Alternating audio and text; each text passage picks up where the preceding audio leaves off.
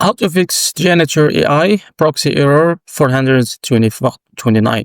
Now, step number one, clear your browser cache and cookies. So open your browser settings, find privacy and security, click clear browser data. Now select cookies and cache. Now clear or click the clear.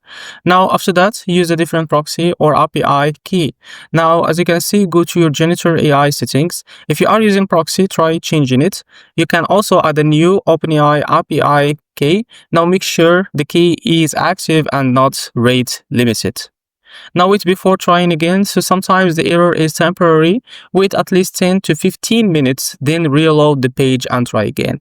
Now after that, you use a VPN, it's optional. If the issues continue, try a VPN. Now choose a different location to avoid rate limits. Finally, contact Janitor AI support. So if none of these works or steps works above, visit the Janitor AI Discord or website for help. And this is how to fix Janitor AI proxy error 429. If you found this video helpful, please like and subscribe. See you next video.